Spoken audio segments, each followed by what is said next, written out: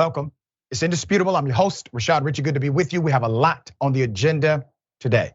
Breaking down news of the day, none other than the incomparable Sharon Reed, host, commentator, and contributor to TYT Sports. Fascinating content. Make sure you check it out. Top story of the day, Donald Trump also being investigated for a last-minute attempt to hold on to power during the final days of the White House under his leadership.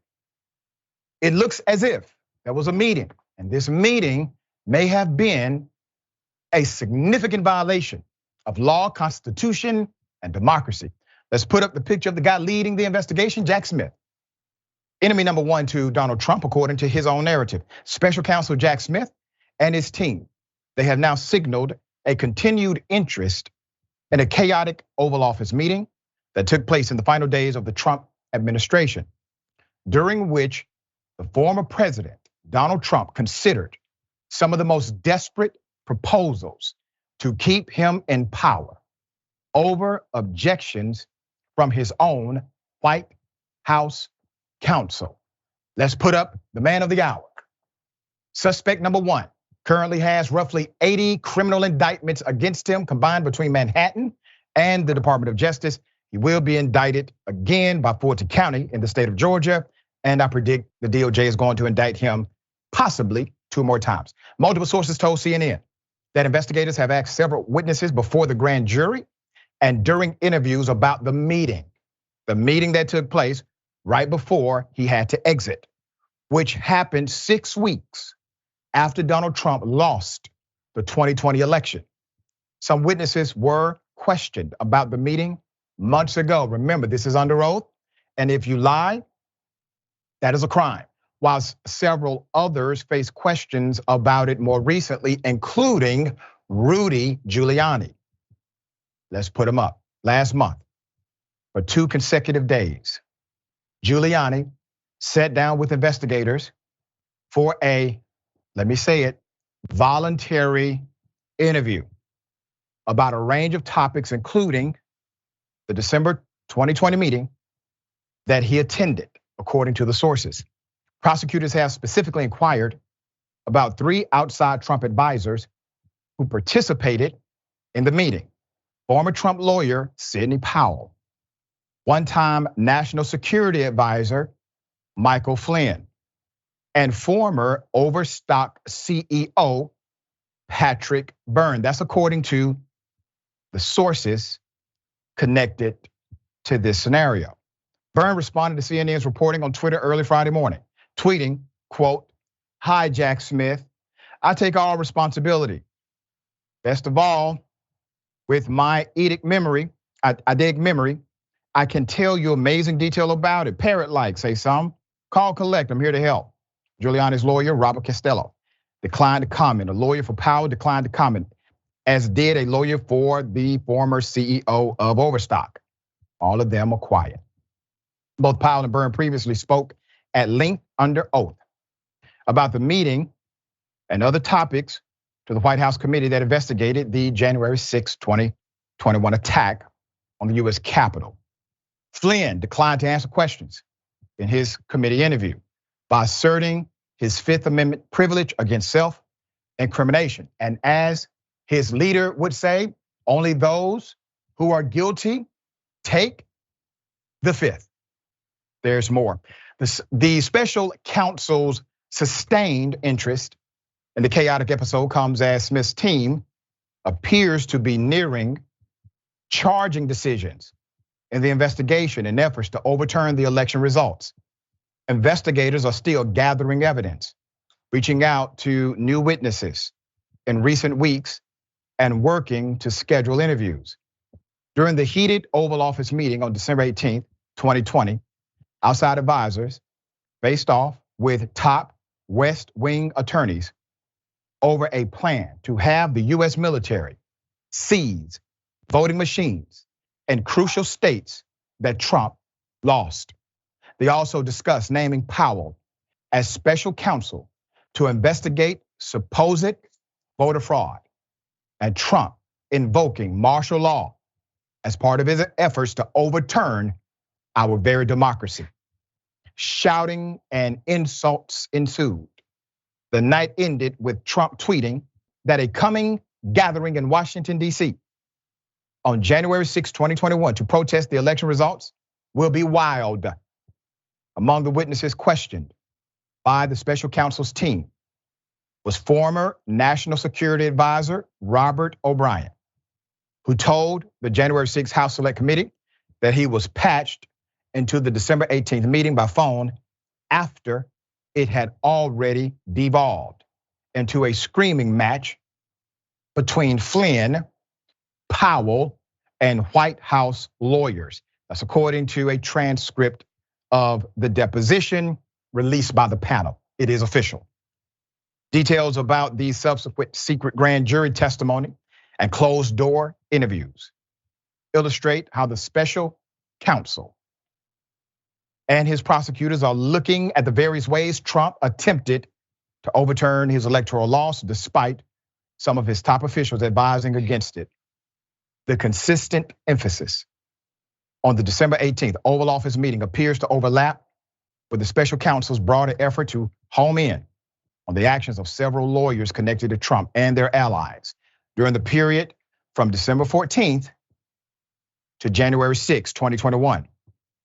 The December 14th date is of particular interest to prosecutors, according to CNN. On that day, slates of alternate Republican electors in 7 key battleground states signed certificates falsely asserting Trump had won. Also that day, members of the Electoral College met in all 50 states to officially cast their ballots declaring Joe Biden the winner with 306 electoral votes to Trump's 232. Investigators have focused efforts to recruit the illegitimate electors, have them sign certificates falsely asserting Trump had won, and then use them as a pretense to pressure the then Vice President Mike Pence to delay certification of Biden's Electoral College win on January 6th. At least one witness was told, or has told prosecutors in recent weeks, the Trump allies requested that Pence to question the legitimacy of Biden's electors in those 7 states based on unfounded claims about widespread voter fraud and kick the decision of certification back to the states themselves, one source says. So let me explain the strategy. Now, I've been able to determine 14 different strategies launched by the Trump administration to overturn the very democracy that put him there. Only one of those strategies was actually legal. All of the others were illegal. The reason why the timing dynamic was important is because if the vice president does not certify within that time frame on January 6th, based on the wording of the Constitution, you have now gone into a constitutionally undefined territory. Meaning, once that time elapses, there is no provision in the Constitution that says what should happen next. That makes it undefined in the Constitution. But that is the perfect place for somebody like Trump to declare martial law, to declare executive action, to declare remedies that do not fit the spirit nor form of democracy we have. But he wanted that undefined space. A delay from Mike Pence would have created it. That is why also he called, in my opinion, for the assassination of Pence. Once it was known that Pence was going to sign and certify the Electoral College, he tweeted that Pence has betrayed us only after he was told by Secret Service that a mob was yelling, "Hang Mike Pence." Why? Because if Mike Pence is immobile, if Mike Pence has been restricted or, dare I say, dead, he does not have the opportunity to certify those results, and it goes to the place of undefined constitutional territory. I think that is the genesis and will be the conclusion of this particular investigation. Sharon, a lot of there. This man corrupt to the core. We've been saying it for years. Now the expression of it comes full circle. What say you? What you laid out is chilling. It's also the MO of a dictator, Hugo Chavez, someone else who tricked both the rich and the poor into believing his rhetoric instead of his policies. I don't think it's a stretch that he would have preferred Mike Pence to either do his bidding or perhaps die. Yep. I think we have to pay attention to that, Dr. Richey. This is so serious, and I don't know that we yet, all these years later, have a full grasp of what he was up to. I agree 100%. I think 20, 30 years down the line, we're going to continue to hear some of the most extreme stories from this administration and their activity. All right, a judge is under investigation for lip syncing to Busta Rhymes and Nas. Put him up full mass. This is not an SNL skit, this is real. According to the New York Times, Judge Gary N. Wilcox is under investigation via New Jersey's Advisory Committee on Judicial Conduct, which reveals that Judge Wilcox used a particular name to share nearly 40 videos between April 2021 and March 2023. At least 11 of these videos were considered inappropriate and brought disrepute to the judiciary, according to the agency. The videos he posted on TikTok were of him rapping to Nas, Get Down, Busta Rhymes, Touch It, Rihanna's Jump, and others. The account has since been removed from the platform. So let me give you some background. Wilcox in the complaint is accused of displaying, quote, poor judgment by posting the videos. He also, quote, demonstrated disrespect for the judiciary and an inability to conform to the high standards of conduct expected of judges. The complaint states he's slated to face a hearing which could result in discipline against him. Robert Hill, his lawyer, argued, according to the Times, quote, I don't think that at the end of the day, anybody is going to believe there was any desire to do any harm here. Hindsight is 2020. One of the videos reportedly featured Wilcox walking through his courthouse while another showed him in his judicial robes. In one video, he's accused of standing up in the chambers and lip syncing. All my life, I've been waiting for somebody to whoop my ass. I mean business. You think you could run up on me and whoop my monkey ass, end quote. The American Civil Liberties Union has since come to Wilcox's defense, stating, Judge Wilcox is entitled to due process. As he goes through that process, there will be lots of significant issues raised about free speech and free expression, and what actually does impugn the nature or the stature of the judiciary. Now, I did some research on this. There is no what we call bright line rule. A bright line rule is a specific doctrine, or let's just say protocol, that says you can do A, but you cannot do B. There's no bright line rule here. It's basically anything that brings disrepute to the judiciary is in fact prohibited. Well, that's a very, very subjective standard. Because if I was on that particular committee, him rapping to Busta Rhymes and Nas, well, that brings great reputation to the court, as far as I'm concerned. But depending on who sits on that committee, it becomes an issue. And if somebody else is on that committee, it is not. So you have this very, very subjective standard. There is no objective dynamic we can find. That's the reason organizations are defending the judge and looking at this to set precedent as an interpretation. But I will say this to New Jersey. You all have judges that have literally taken money to throw cases. You all have judges who have put children inside of jails and got a kickback from the facility that housed the children. You all have judges that say racist things outside of the bench. I have not heard of those judges being under your auspices of investigation. I will be sending you an email later today of those judges I just stated. Sharon, Busta Rhymes and Nas, is it a crime for a judge to simply recite good music? Not if he has rhythm, Dr. Richey. I mean, And Busta just got a Lifetime Achievement Award, I believe, from BET, and we love him. We love Rihanna. Let's not leave her out. Judge Gary Wilcox is a G, okay? And I don't see anything wrong with it. In fact, this could work out in his favor. I believe Judge Mathis, who I adore, is gonna have some competition out there. I really think he'll be fantastic. Yes, that's who he needs to hire as his attorney, by the way. That's right. Judge Mathis. Brilliant. Yeah. Greg Mathis.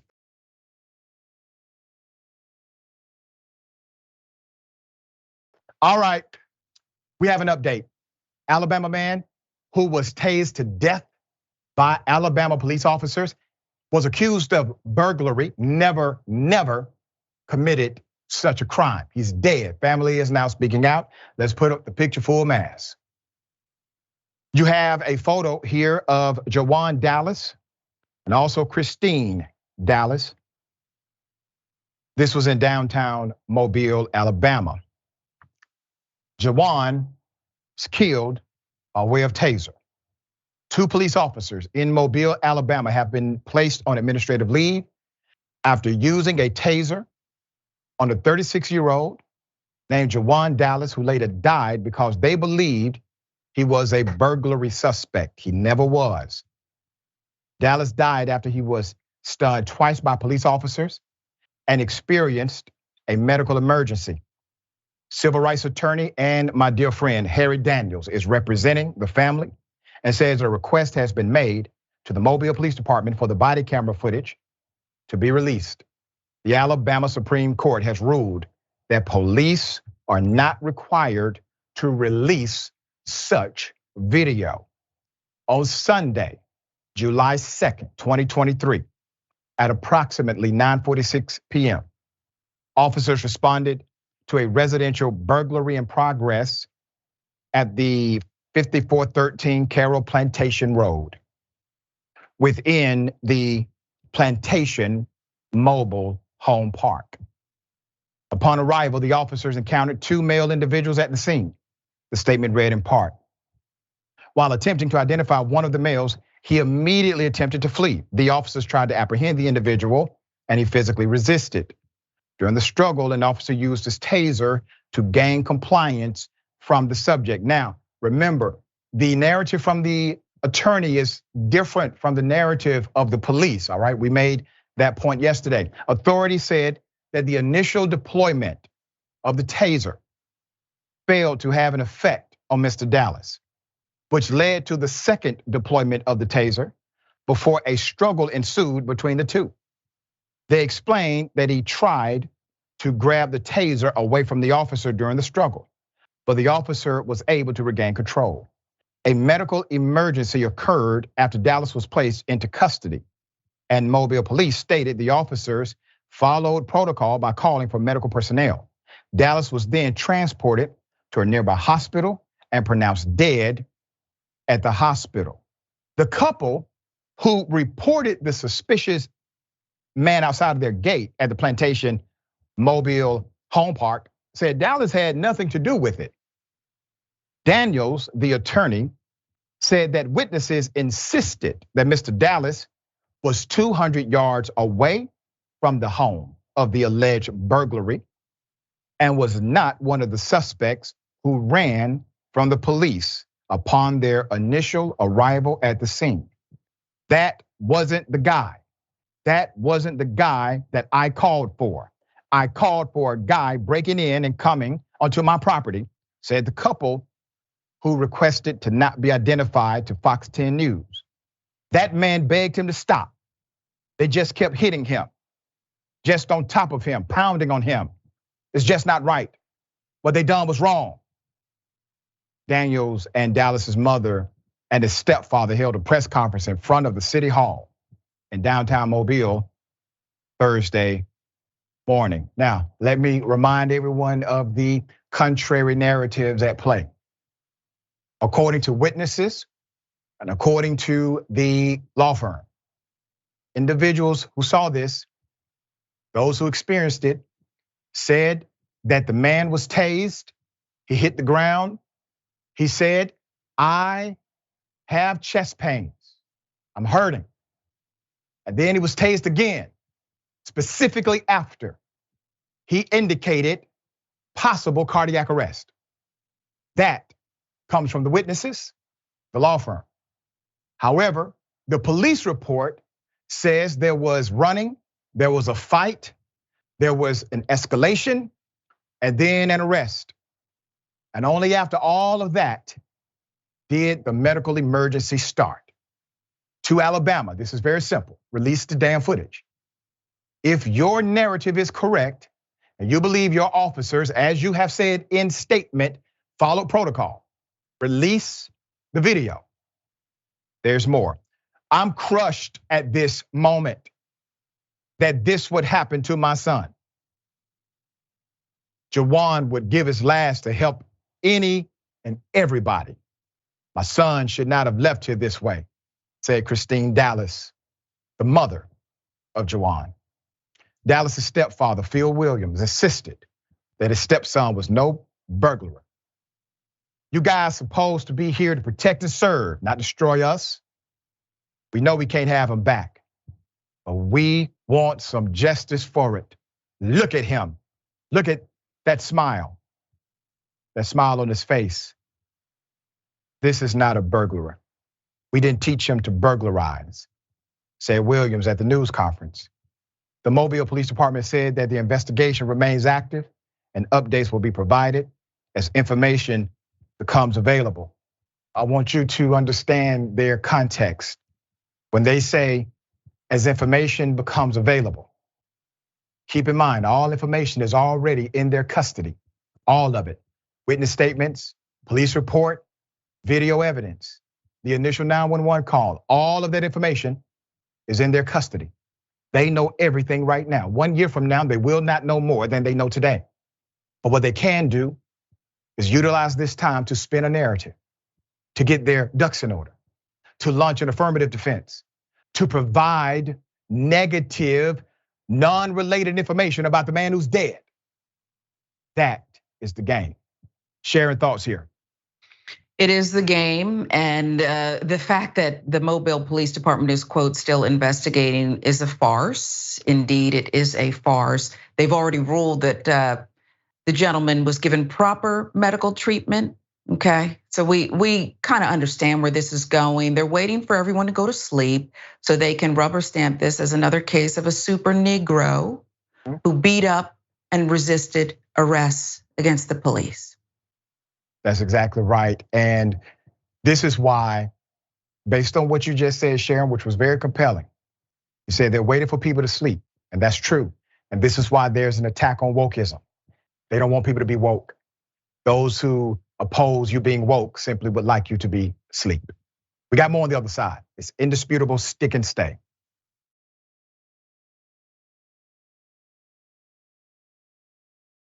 All right, welcome back. We have a lot of show left. Let me read a few of these amazing comments, and we appreciate everyone who joins the conversation. I don't have time to read every comment, but I try to get to as many as possible. All right. Oh, that's interesting. Okay, so I think this is America Needs a Reboot says, do you think if Trump's brain-haired scheme actually worked, that he would actually get away with it, question mark. And the truth would have never come out? Possibly, yeah.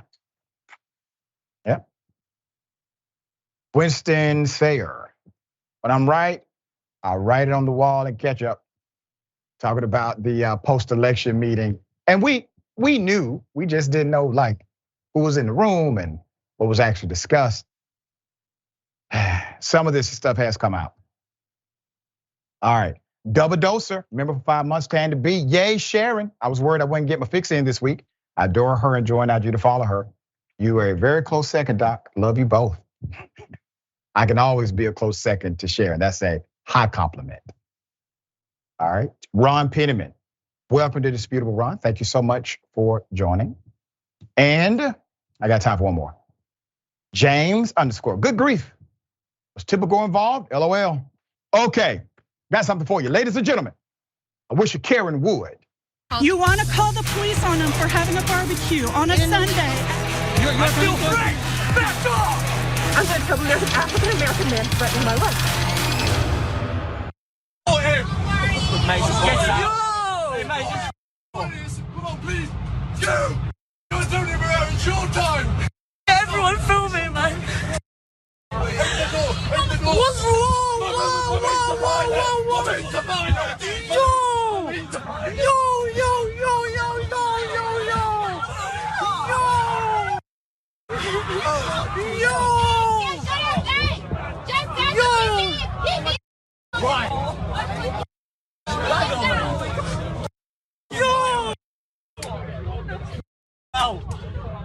What is happening right now? Wow. Let's put up the picture. You see, two pivotal moments happen here. First, the individual who stopped him from running to get to wherever he was trying to get to may have saved those passengers even more headache, turmoil, whatever. And then the second guy in the blue shirt, who basically got up and said, F this, and took the individual directly to the ground. We don't have much information about the context of this particular scenario, but we are asking for those who may have been involved to contact me, contact us, give us insight as to what happened prior. We're living in a time, ladies and gentlemen, where we can't just assume that somebody who is acting in that manner is not going to harm someone else or possibly do something to the entire craft, aircraft, bus, train. So I get it. And I think the individuals who stopped him without any context were appropriate. All right, Sharon, thoughts on this? Thank God a football team was on the plane, apparently sitting in first class, some of them. I don't know what to make of this, but I'm glued to, I have it on loop on my own monitor. This is stunning. And I would have thought as a passenger that they're going to take the plane to the ground. Yeah, you definitely will. Your mind automatically will go to the worst case scenario or something like that, given a split second to respond. So big ups to the passengers who got involved quickly. All right. Absolutely. Got something for you? Double dose. You want to call the police on them for having a barbecue on a Sunday? I feel free. Back off. I'm going to tell them there's an African American man threatening my life. Sitting on your shoulder right now. No, it's not.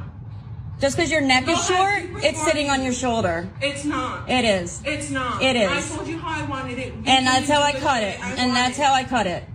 Exactly. It's ugly. Okay, that's fine. Shut the door. The air conditioning's on. I'm not shutting the door. Shut the door. The air conditioning's on. I'm not. The police are on their way. Shut the door. The air conditioning's on. Yell at me Are you again. paying my bill? I don't Are care. you paying my bill? Are you paying the bill? No. Shut my door. Put your hands on me and you're going to jail today. I don't care. Put Do you your think hands I'm on gonna me. put my hands on Put you? your hands on Take me. that out of my face Put your because I'm hands on literally me. going to punch you. Put Babe, your just hands wait on in the me. car. No. Just be in the car. Put your please. hands on me. No. Do you not see the way she's treating me? Do you see this? Do you see Are yours? you serious? It's ugly. Sweetie, you need mental help. You really do. I'm gonna beat the out of her. You need mental help. Babe, Move please. her because I'm gonna.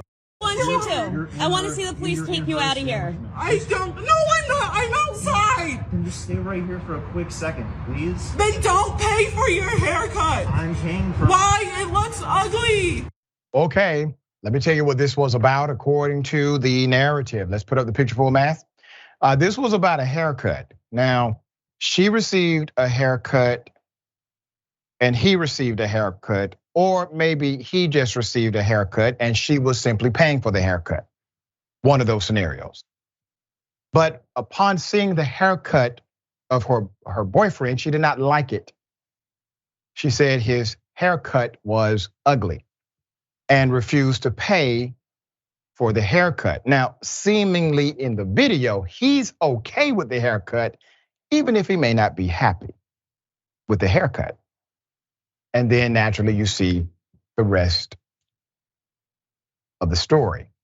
I'm going to say this, People who are in the hair care industry, well, they've experienced things like this before. It happens. It's unfortunate because even if they get it wrong or maybe a little off, they've still put in that work. And typically you still will pay for that service. Now, maybe you choose not to tip. Maybe you choose not to come back. But to simply flat out say, I'm not going to pay anything or walk away, especially when it seems as if the other person is okay with the haircut they received.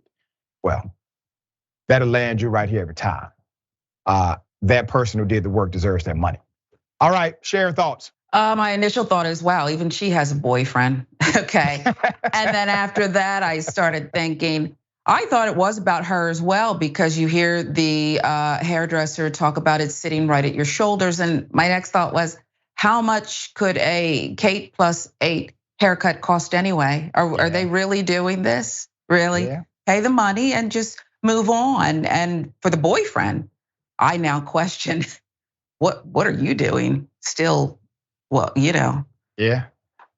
I kind of had that thought myself.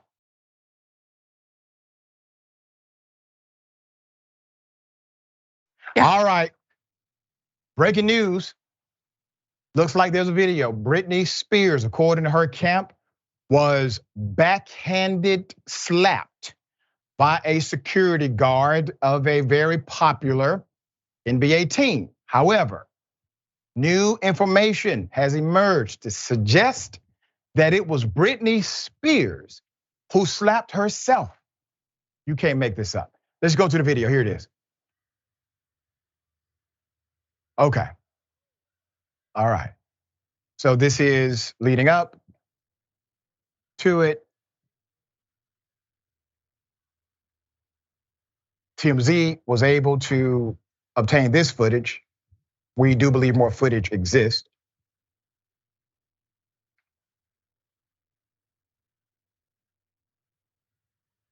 According to the Associated Press, no charges will be filed. And here it is. Okay. From that angle, it's difficult to make out every detail.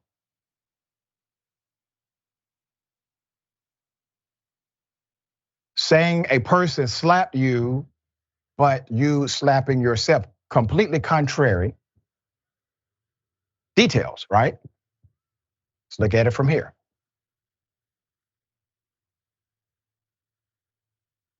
Okay. All right, let's put it up full mass. This was an interesting development yesterday.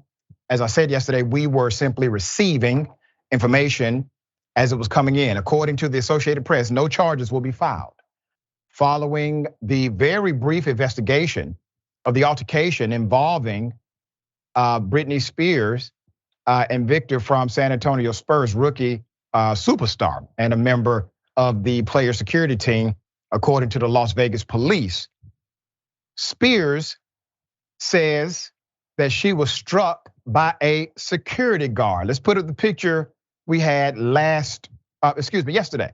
So Spears says she was struck by a security guard as she tried to approach near the restaurant in Las Vegas. She tried to approach Victor near that restaurant, the casino complex, on Wednesday night.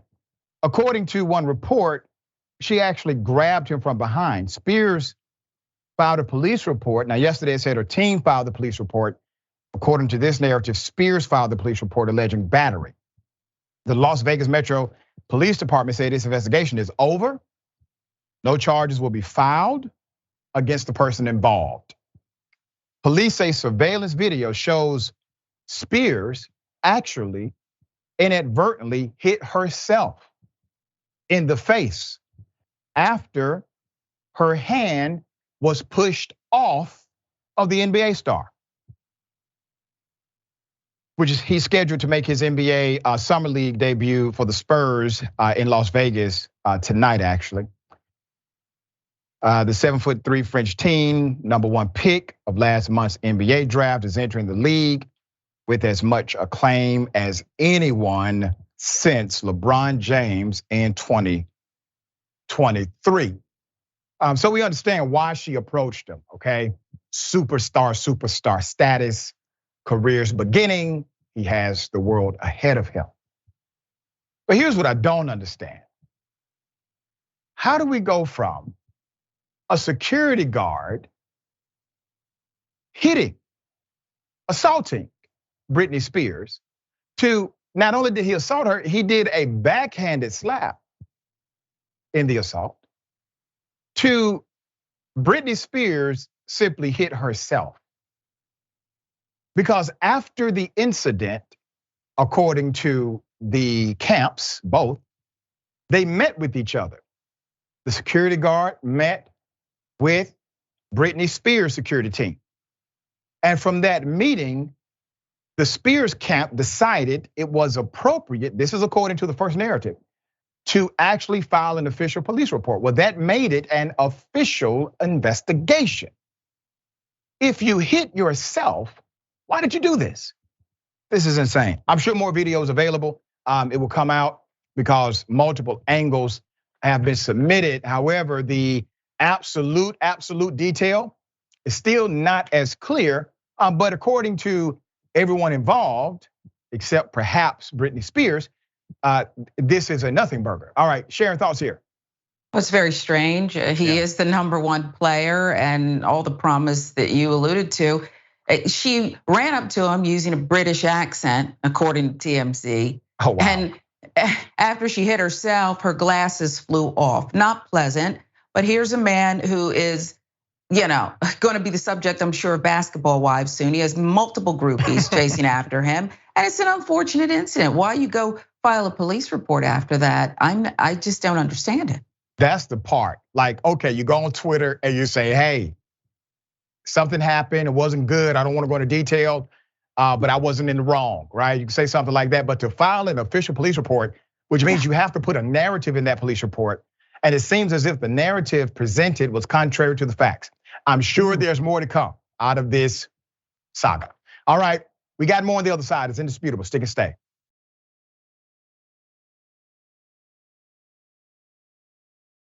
All right, welcome back. We have a lot of show left. Let me read a couple of comments, kind of press for time. Greyhound says, what is it with Karen's having these meltdowns on airplanes and in airports? And Mickey C, the silver haired dragon, says, haircut Karen was screaming that her haircut was ugly. When you're ugly, a haircut won't make you beautiful. And by ugly, I don't mean looks. Talking about on the inside, right? Okay, a ruling now has determined that white supremacist gangs inside of prisons can be protected under religious dogma. It's a damn shame. Put it up, full mass. Let me show you the new argument that has been somewhat successful. Michigan courts recognize now Christian identity as an official religion in the Michigan state prison system. Let me give you background on the Michigan state and federal court decision. Michigan federal court has decided that Christian identity can now be recognized as an official religion in Michigan state prisons. After lawyers for 2 inmates successfully argued that their clients' religious beliefs should be welcomed like other faith philosophies. The decision, which was rendered on June 26, 2023, now allows for the Christian Identity, which is a white supremacist organization, to be a legitimate religion.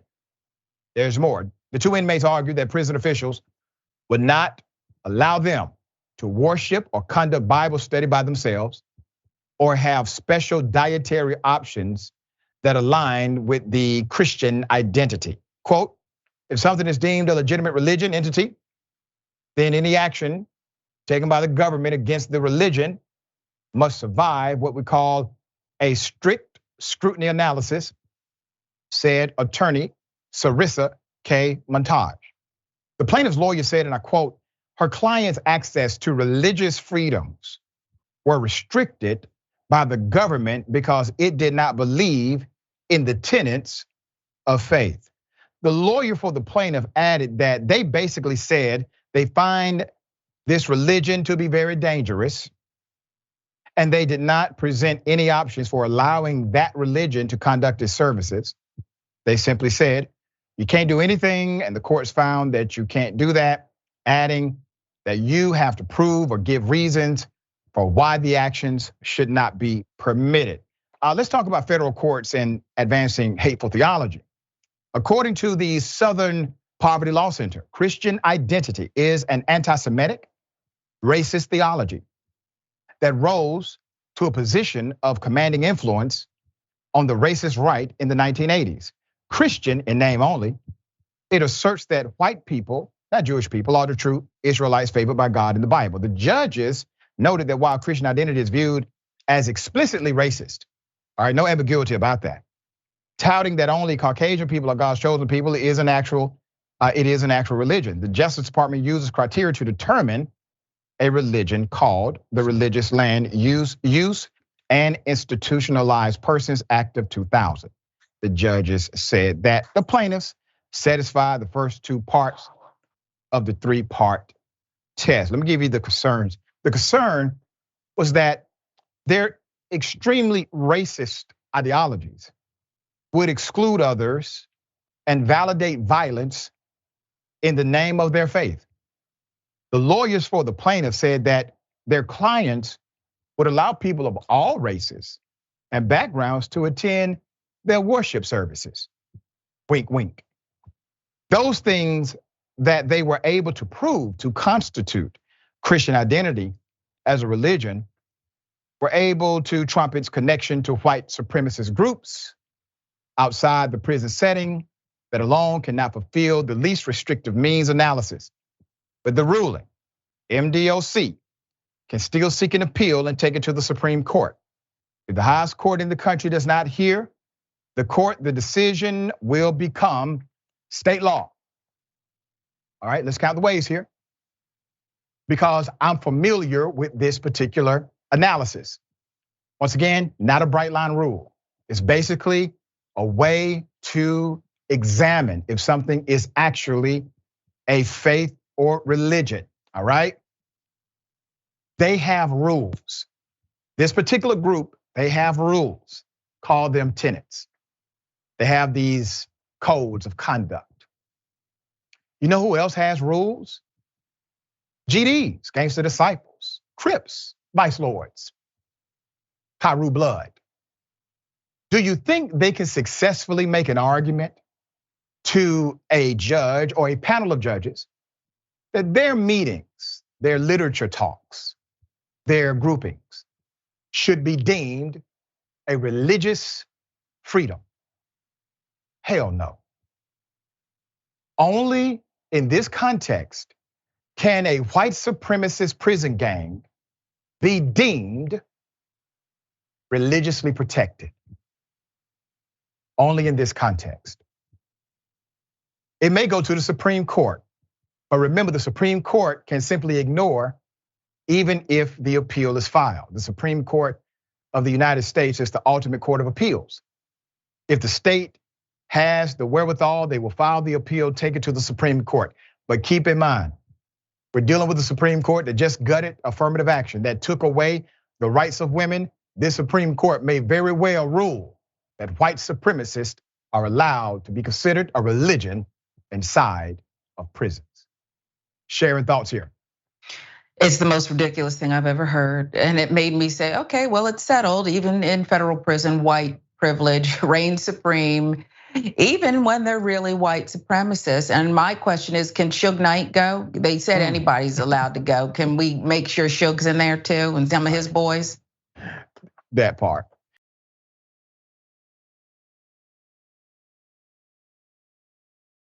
All right, Marjorie Taylor Greene, it is official. She has been kicked out of the Freedom Caucus. Put up the picture for a mask. Isn't that something? Freedom Caucus representative Andy Harris told Politico that it's his understanding that Marjorie Taylor Greene is no longer a member of the caucus after it took a secret vote and decided to expel her last month. Harris also called it an appropriate action and cited her debt deal vote support of McCarthy and criticism of Republicans. Now, going to say this, when it happened, they kept it secret. They literally expelled her last month, excuse me. And we were trying to verify at that time if it officially happened. But the way they took the vote and their very secretive pack would not reveal it. So it seems as if now it has been exposed publicly. The expulsion of Green from the Freedom Caucus marks quite the falling out for the Trump-loving Georgia Republican who gained notoriety early in her career for pushing bogus QAnon conspiracy theories, as well as pushing theories that the Rothschild family funded space lasers that were being used to set California forests ablaze. Green has been feuding with more of her fellow right-wing Republicans lately over her backing of McCarthy, who has returned the favor by restoring Green to the committee assignment she lost when the previous Democratic-led Congress voted to remove her from all House committees. So you may be wondering, what is the entanglement? I will explain in a minute. Green's alliance with McCarthy has not moderated her ideologically. However, as she remains one of the leading proponents of impeaching President Joe Biden. Green spoke about the feud with Lauren Boebert. Remember this? Here it is. You accused your Republican colleague, Lauren Boebert, on the House floor of stealing or copying your impeach Biden resolution and then called her a nasty little bitch. And I only use that word because you've confirmed it. Is this the media loving a cat fight? Because you haven't exactly shied away from this. Well, I find it unfortunate that Lauren Boebert leaked that conversation that we had to the press. But once she leaked it out, I had to confirm that that's in fact what I said. But here's the real issue. I've introduced articles of impeachment, and each time I do so, along with my other bills, I communicate with all of my Republican colleagues and ask for support by asking their co-sponsorship, because I co-sponsor many other Republicans' bills. In order to pass things on the House floor, we have to get 218 votes. And that means that we have to work together. I had asked her to co-sponsor my articles of impeachment against Joe Biden on the border, and she never responded and apparently refused to do so. Then when she introduced her own and forced them to the floor with a privilege resolution without even having the courage to talk to any other Republican in our conference before doing so, except Speaker McCarthy and apparently a few others, we had a tense conversation when she confronted me about things I had said about it. But this is unfortunate that this becomes public on the House floor. Oh, Marjorie Taylor Greene. You see, the people she spoke to before doing it told her, F Marjorie, do it. We got your back. You haven't figured this out yet, madam? That this was a plan.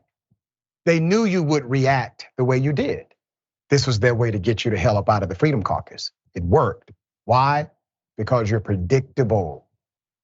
Sharon, thoughts? And would be boring on the Real Housewives. She doesn't even understand to play the backstab. This is so easy. The only other thing I would say is the remaining members of the Freedom Caucus, I don't know why they don't just go 10 toes down and what's the secret here? We kicked her out. We don't support her. We don't like her. The end. Yeah. And I really think the only lifeline she has is Donald Trump. That's the reason she supported McCarthy, contrary to the Freedom Caucus. That's the reason she broke ranks with Matt Gaetz and Lauren Boebert in the beginning and supported McCarthy. And because of her loyalty to Trump, there's a sentiment that if they go hard against her, Trump is going to intervene, which by the way, I don't think he would. No. But there's a possibility, at least in the minds of those who oppose her. All right, we got more on the other side. It's indisputable stick and stay.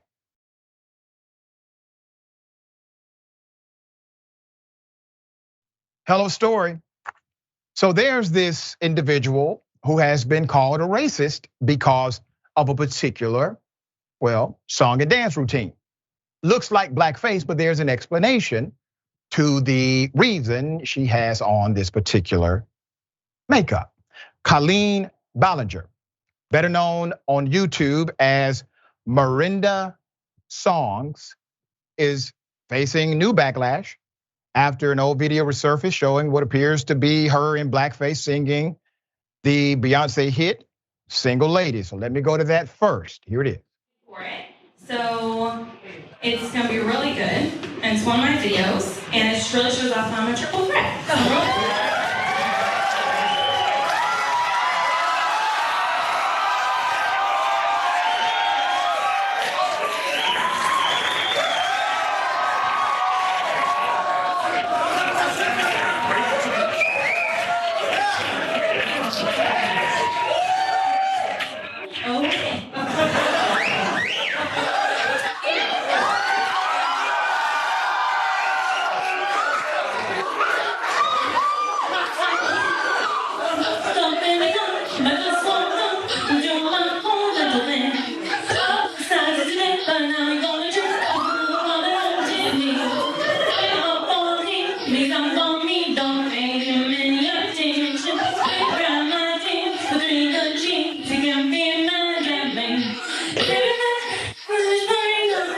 Okay, let's put up the picture.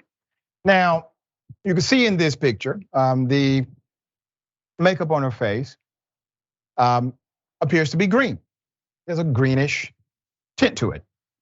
Some online are arguing that the paint on her face was actually because it was following a performance where she played Elphaba from Wicked.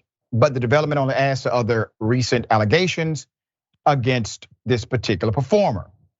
So that may have been very true about the reason why she had the makeup on her face. It was connected to a previous performance. There was not time to take it off. She had to come back to do this new performance, and it looked like blackface. Then there are more details about other stuff. Okay, let's put it up. Text messages. Text messages allegedly attributed to someone involved with her 2016 Netflix show, Haters Back Off, suggest that she made derogatory remarks about a black actor during auditions. According to the text, she allegedly commented, quote, "Where is he?" referring to the actor's darker complexion and poor lighting. While it's unclear exactly when the Single Lady's video was taken, but appears to have been recorded around 2017 or early 2018 based on the timeline of her Miranda Sings YouTube page per TMZ. Some comments suggest that the video was initially shared exclusively with those who purchased her book, My Diary, and became public afterwards. She's also been accused of inappropriate behavior with young fans. The controversy as to the allegations of grooming behavior, where she reportedly requested to an underage fan's question like, "Are you a virgin? And what's your fave position?" In addition to requesting pictures of them in response to these claims, the YouTube star posted a peculiar apology video that featured her singing and playing the ukulele while attempting to explain her actions. Here it is. Hey, it's been a while since you saw my face. I haven't been doing so great, so I took a little break. So a lot of people are saying some things about me that aren't quite true. Doesn't matter if it's true though, just as long as it's entertaining to you. Right? You guys having fun? All aboard the toxic gossip train. You're chugging down the tracks of misinformation. The toxic gossip train. You got a one-way ticket to manipulation station. Toxic gossip train. Tie me to the tracks and harass me for my past. Cause rumors look like facts. If you don't mind the gaps, I won't survive in the crash. But hey, at least you're having fun. Yeah.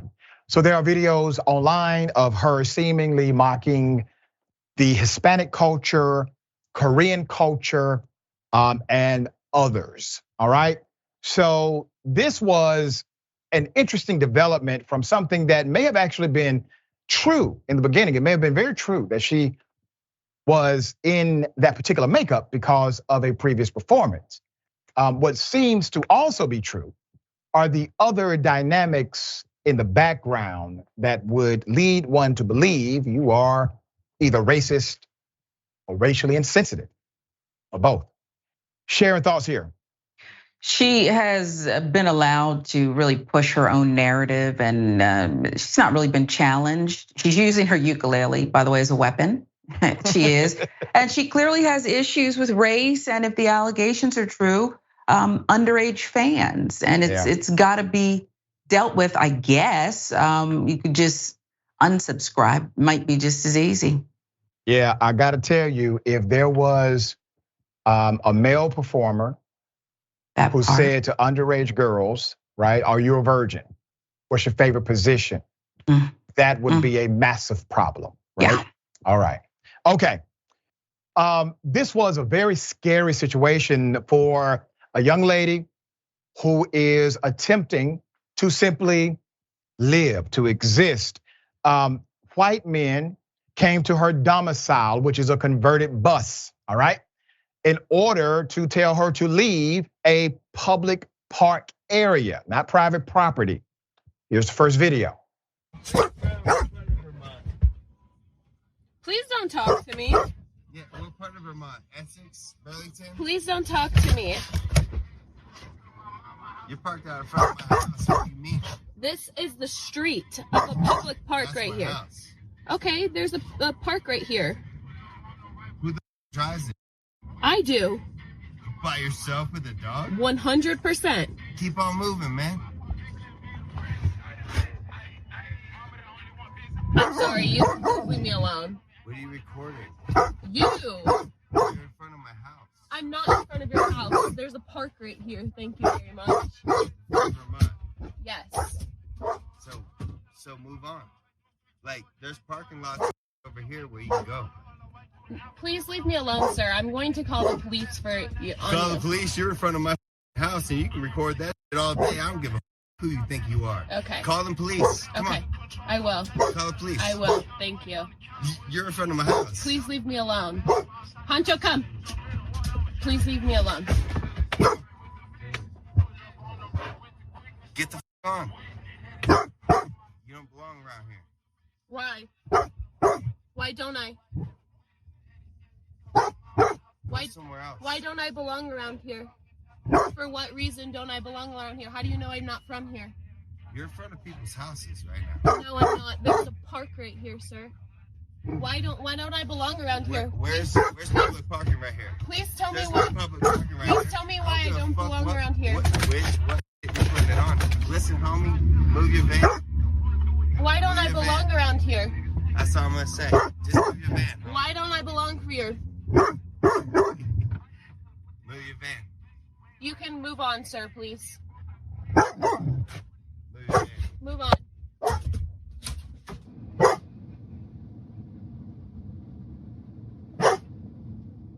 All right, so after that back and forth, he leaves and returns with other men. Here it is. Great. You need to leave, homie. What's going on? The park. No, I'm calling to be. There's two men that are harassing me outside of my bus right now. I don't know what street I'm on currently.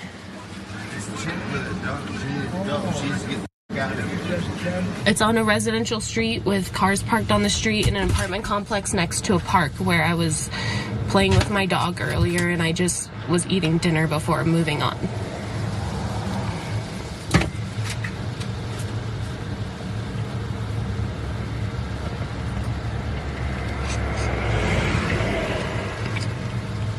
And what kind of vehicle are you in? Put him up. Sir, in my opinion, you are such an effing coward. The incident happened in early June in Lockwood, Colorado. There has been no real updates to help us understand any fallout from this or individuals held accountable. From what we can gather, the man's identity appears to be unknown. The young woman, Deanna, is a virtual special ed educator who travels the country in a converted school bus with her dog Honcho. She vlogs her van life experience on TikTok and YouTube after spending 11 months converting the old bus that you saw. Her last update on the situation was June 22nd. She shares the backstory. I want you to hear it. Here it is.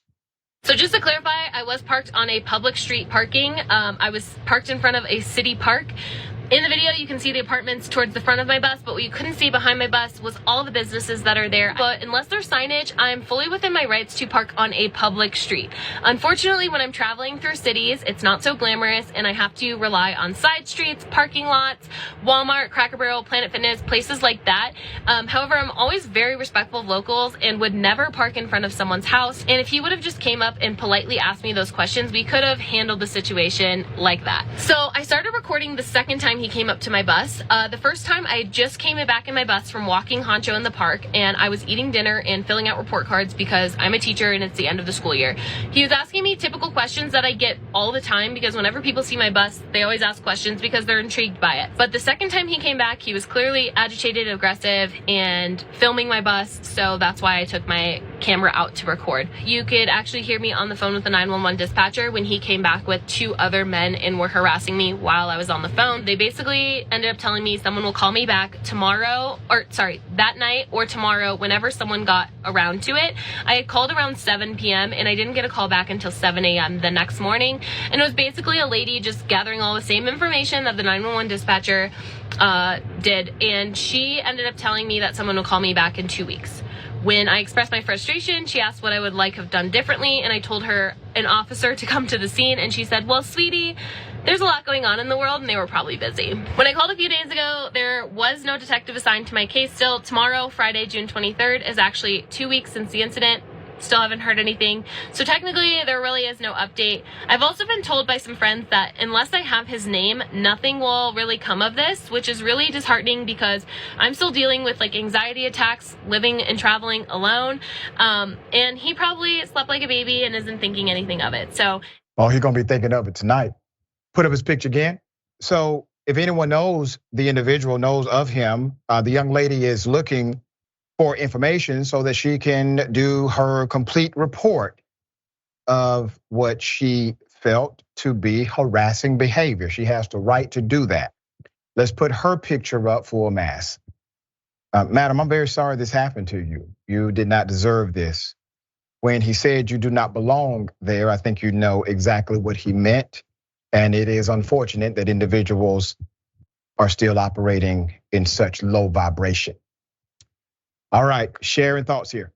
She seems lovely and interesting, like a children's story. She's just traveling the country, helping people with her dog Hunter. He, on the other hand, the bully with the awkward smile, what was that about? Throwing up gang signs and sunglasses, is a bully. He's just a bully, and it's a shame that police, they're not going. I do want to let her know they're not going to be investigating this. Yeah, so hopefully we can push the needle a little bit in her favor. All right, we got more on the other side. It's indisputable, stick and stay.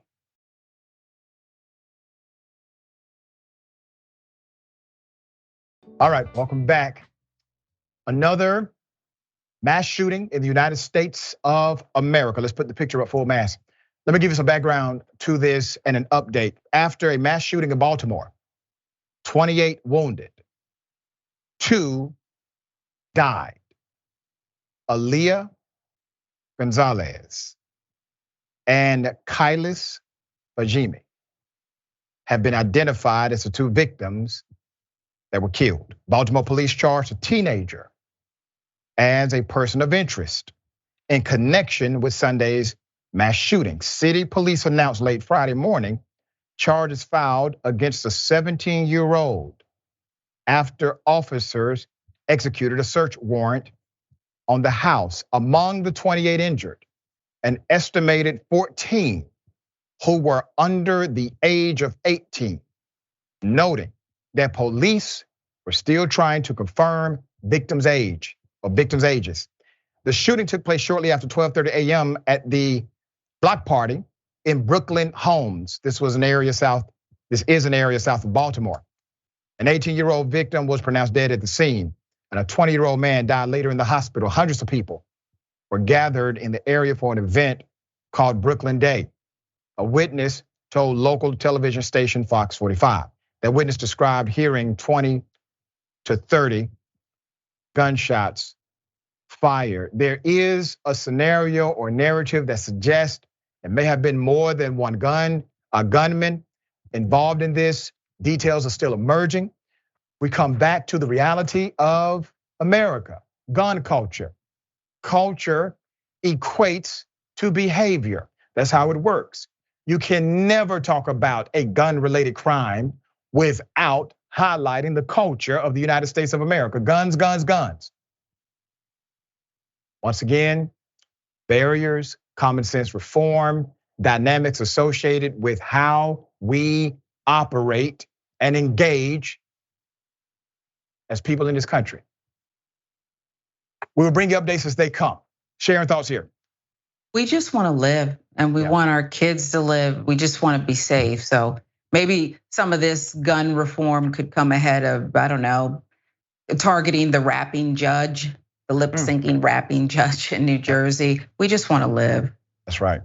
There are some people, Sharon, who believe that the right to bear arms is what's called a natural right, which means at any age you should be able to have a firearm, which is insane. So they're saying that a 2-year-old should have a firearm, or an 11-year-old, or a 17-year-old.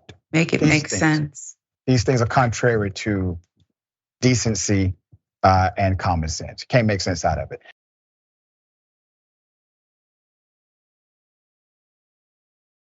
The teacher is suing because of what they've gone through. Teachers filed a lawsuit accusing the Ottumwa School District in Iowa of encouraging students' racist behavior by failing to impose sufficient discipline for such conduct. Rose to the level that a lawsuit commenced. Robert Bender suing the Ottumwa Community School District in U.S. District Court for the Southern District of Iowa and is seeking unspecified damages related to alleged harassment, discrimination, retaliation, violations of the Federal Civil Rights Act. Also named as defendants are Jerry Miller, a school principal, and Dana Wernicke, an assistant school principal. This is from the Iowa Capitol Dispatch, they're reporting. Now these are the defendants. Let's put them up, Jerry Miller and Diana Wernicke.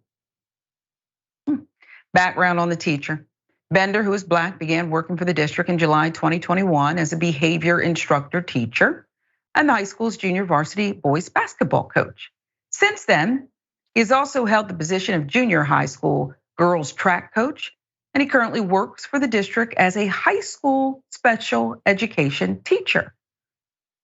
In his lawsuit, Bender alleges that from the time he first began working for the district in 2021, he has been the target of racially motivated abuse and harassment by students. In early September 2021, he alleges a student referred to him using the N-word, while several co-workers witnessed the incident.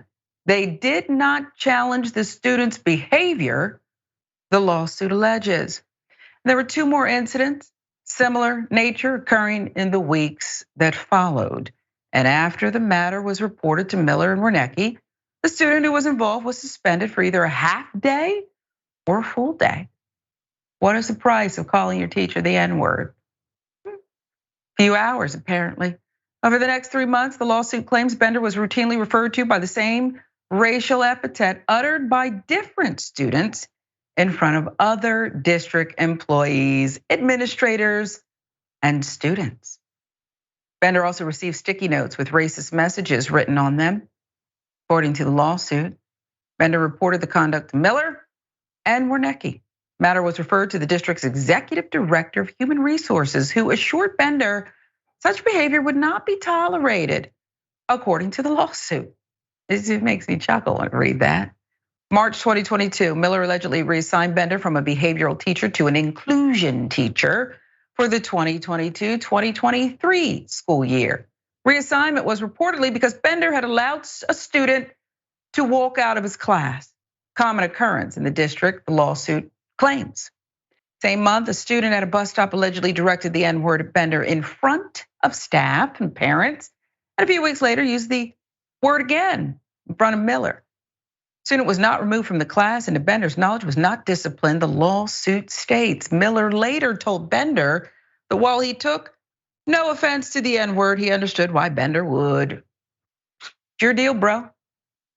I guess I get it. Lawsuit alleges the defendants enabled students to harass and humiliate Bender throughout the student's severe and pervasive daily use of racial slurs and racially charged language. The district has denied these claims that they enabled harassment against Bender.